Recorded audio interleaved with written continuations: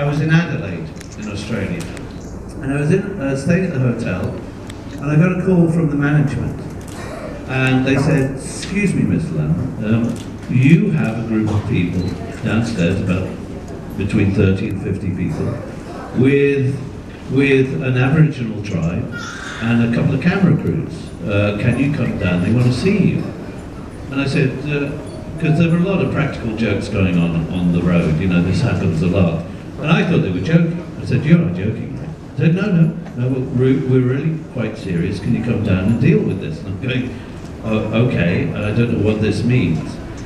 So I go downstairs, I'm peeking around the elevator, and I literally see a semicircle of about 30 to 50 people.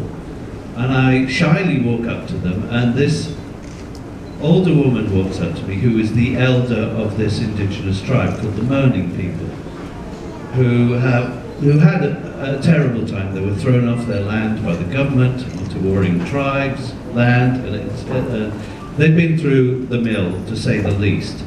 Anyway, the elder, she walked up to me with a white feather, a male swan's white feather, which is about yay big, and handed it over to me with two hands. At which point that freaked me out. At which point the goosebumps were through the roof. And I thought, you know, the heart started pounding. I'm going, this is too weird. And she said to me, "Listen, you have a voice. Can you help us?" And in all honesty, I thought, well, what do I do? Just remain a kind of rock and roller, or do I actually step up to the plate and do something?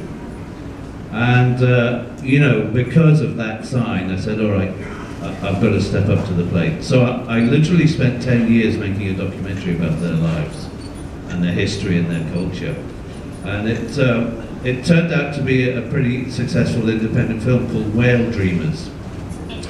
And the one issue I had is that if the film did well in any way, shape or form, I wanted to give whatever money was made from that back to the tribe so that they could keep their culture alive and protect their culture and their history. And the only way to do that we could figure out was actually to do it via a foundation. So the director and I threw names back and forth until we finally came up with the White Feather Foundation. And initially it was purely a vehicle to get whatever money was made to the tribe. And I thought, okay, I've done my bit, that's it. I'll go on now, go on my way. And then when social media really came about, I thought, well, you know, I'll put a website together for the foundation.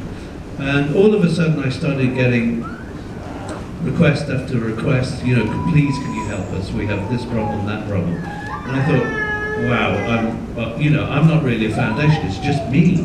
And I'm going, what do I do here? And it's still just me and one or two other people. It really is. You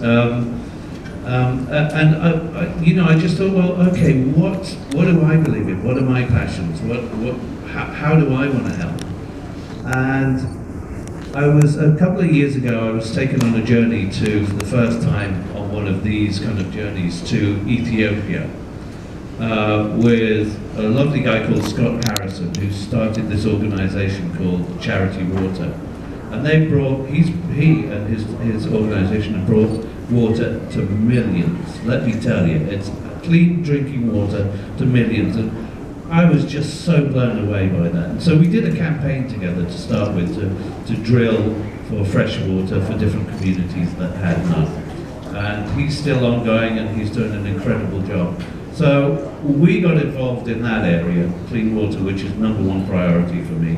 I don't know if any of you know that I work with Plastic Oceans, and there's a whole array of NGOs that we deal with and work with. Then I was in Kenya, and I went to health clinics and schools and heard the horror stories that went on in their lives and their world. And so we set up campaigns for health and education. And also, because of my involvement and my travels, we decided to you know, help with the protection of indigenous tribes and their culture and their land. So that's another priority too. We've just been powering on with that ever since, and literally how we help is by donations, by the public, by you folks, and everything that I do, whether it's music, photography, and now author, a proportion, if not my share of that, goes back into the White Feather to help continue the causes and the fights. So, for all of you that have bought a book or a CD or a photograph, I can't thank you enough, and I'm sure those that we're helping can't thank you enough too. So thank you.